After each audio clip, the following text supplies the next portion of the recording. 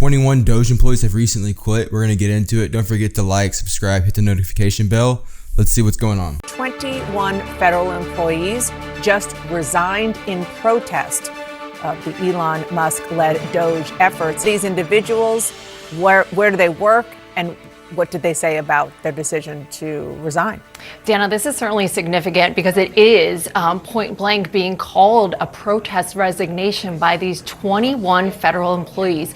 These are employees that had been in the federal government for years under the United States Digital Service, USDS. Now, these are people who work in... That's important to note. So many people think that Trump created DOGE. Actually, Trump made an executive order to rename an existing agency. The agency was actually the United States Digital Service, which was created through President Obama's administration in 2014. Fun fact for you. Technology, a source describing to me, these are engineers, designers, data scientists, project managers. In the words of one source within that agencies, these are people leading critical work and critical projects across the government. And they resigned, according to a source, en masse today, 21 employees total, making it known that they are not comfortable with what DOGE is doing and what they are being instructed, importantly, to do. Now, according to this source... Right, so it's important to note that these are not individuals. 21 individuals did protest. They did resign. They were not hired by Trump. They were already in the agency before Trump got there. So these are already career employees, or maybe they were here just a few years ago. And they did resign under Trump, but they were not hired by Trump. Who told me this information. They said it's people who don't want to be a part of this. Their resignation letter spells that out more clearly, saying we will not use our skills as technologists to compromise core government systems, jeopardize American sensitive data, or dismantle critical public services, adding we will not lend our expertise to carry out or legitimize DOGE's action. Yeah, so there's a lot of debate inside both parties about DOGE. So even many people who voted for Trump don't really agree with what DOGE is doing or necessarily how DOGE is going about doing it. You're seeing a lot of firings. You're seeing they're just cutting jobs. I think Elon just sent an email out saying you need to send an email. Every federal employee needs to send an email. Explain your job in a few sentences. And if we think it's valid enough, you're going to keep your job. So there's a lot of quick movement, quick business-like decisions being made, and a lot of Republicans aren't for it. A lot of Democrats aren't for it. So there's a lot of debate. We'll see more what they think about this protest. I just want to underscore, because there's so much coming at all of us, and this is one of those moments where we need to stop, take a breath, take a beat, and just underline. Are you good? You're doing your breathing exercises? Okay. Are you breathing? A little melodramatic for you. Underline and highlight what Sunland just brought us, which is as the 21 people intentionally, en masse, as a group, wanted to make a point. Yeah. And these are people who work in what was formerly just the digital service, and now it has been taken over by DOGE, saying that they don't want to use their own talents, their tech talents, their engineering talents, to do whatever it is that the DOGE representatives, Elon Musk, want them to do. And I think you just made the most important point. Yeah, so that's important. So the United States Digital Service, they weren't doing what DOGE is currently doing. So DOGE is looking for efficiency methods and how to find fraud, waste, abuse inside the federal government. They were doing something totally different. I think it was made with Obamacare. They were trying to figure out how to update the website and do all technology things. And then it extended to more things after the Obamacare became a thing. So they were kind of giving a new job position, new job roles once Trump came in, and they disagree with the roles, these new roles that they're having to be done. Whatever it is, there's such a lack of understanding of what is happening and what is coming. The incompetence and the chaos is, I think, at least what I'm hearing, is getting to these people the most. It's not that they feel as if Trump's politics is steering them to do something they don't want to do. It's that they don't know who's in charge and what is coming. Okay, so I can see both. So I don't know how you can say that it's not their politics. It could very well be their politics. They could be very well not agree with Trump on the political part, But as she's about to explain, yes, I could definitely see maybe the ambiguity.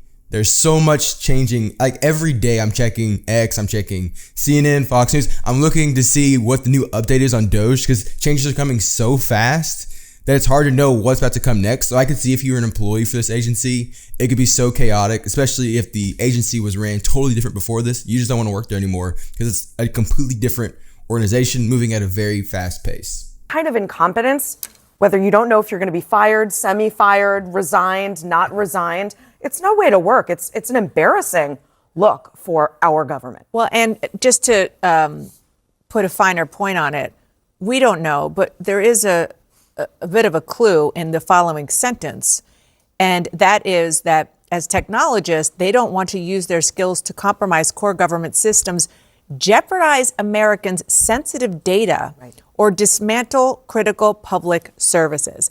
I mean, let's just zero in on one of these things. Jeopardize Americans' sensitive data.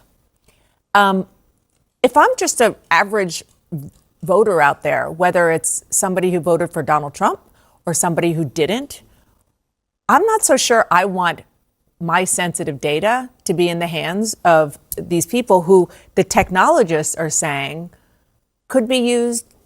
They don't know how it's going to be used. It could be used for things that are dangerous. And this has been Just want to put a side note here. I can't stand it when any member of the media says things like that.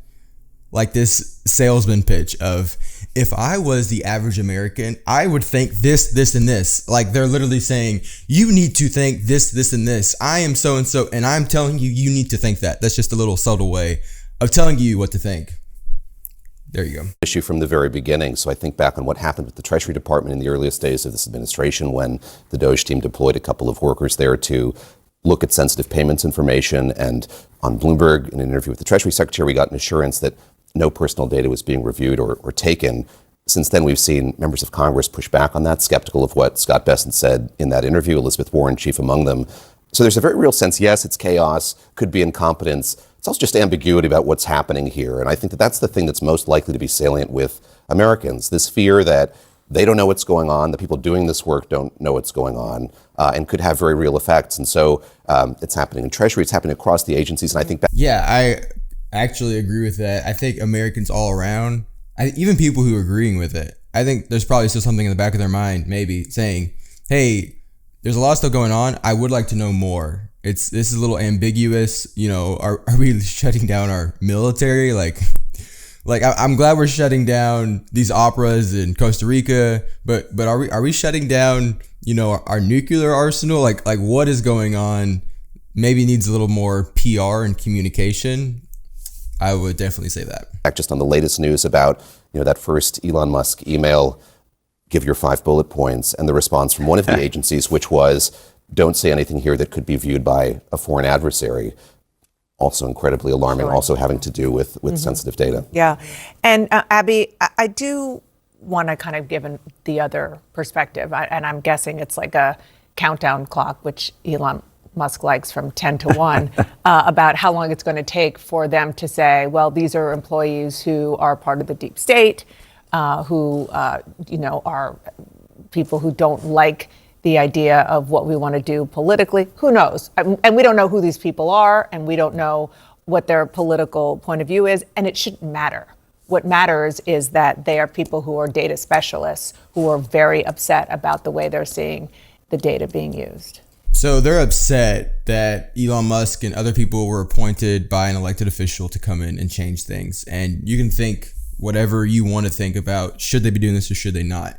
It raises a huge question, though, this entire thing of DOGE.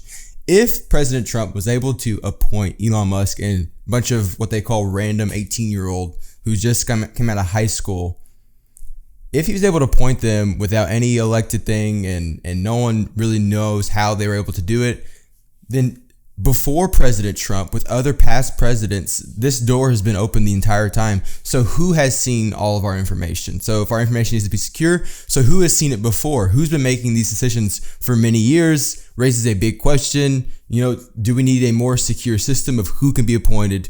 Does it need to go through Congress? Great questions. Yeah, absolutely. I mean, I think that one of the key things is these are very specialized people.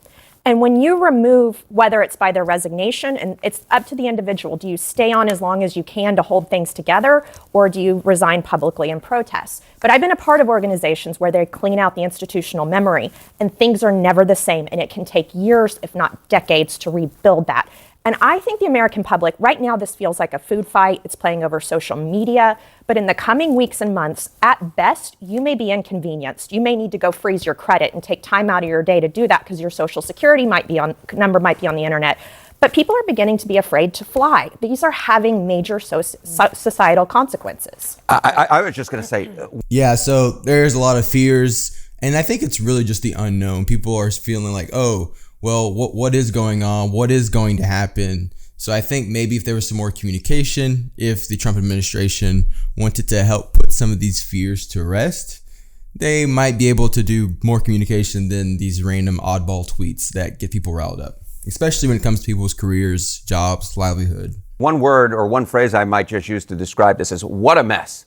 I mean, that is what is coming across to the American people. It's no big surprise that among the opponents of Donald Trump, the number one thing they're opposed to is DOGE, Musk, these federal freezes and these federal cuts. And even amongst voters overall, what are we seeing? We're seeing that Elon Musk is becoming a detestable figure amongst them, right? His net favorable rating is way down. I think it's like minus 12 points, according to latest Quinnipiac University poll, down from minus 5.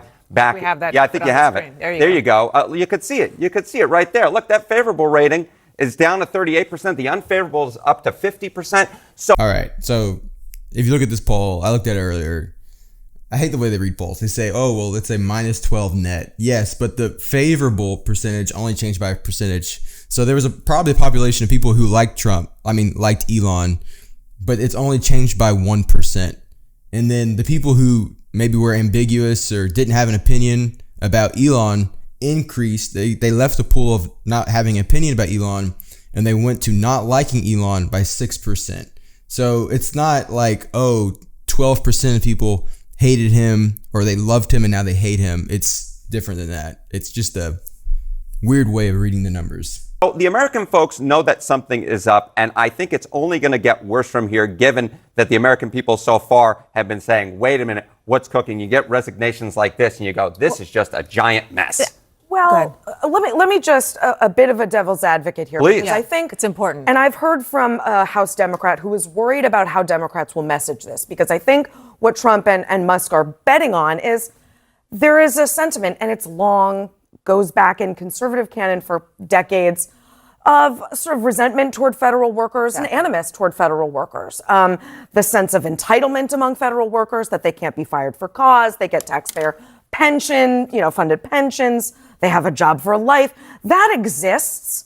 And if you don't parse out who these people are, right? If you don't parse out, these are very highly skilled workers that we're talking about in this instance. If you don't do any of that, it's really easy to sort of lump all these people together. And this House Democrat that I was talking to is worried about how they're going to message against a group of people that might not have as much sympathy. Yeah, I would agree with that. I'd say the best play for the Democrats would be to really show who are these people who are losing their jobs. How long have they been there? How hard do they work? Look at their families. Look at the way they rely on these federal jobs. Really take a look at that. What do you think about this issue? Do you think that DOGE is right, wrong? Are they doing it the right way, the wrong way? I want to know what you think. So comment below your opinion. Don't forget to subscribe, follow to see more content. I'm Tyler with Centerlini News. I'll see you next time.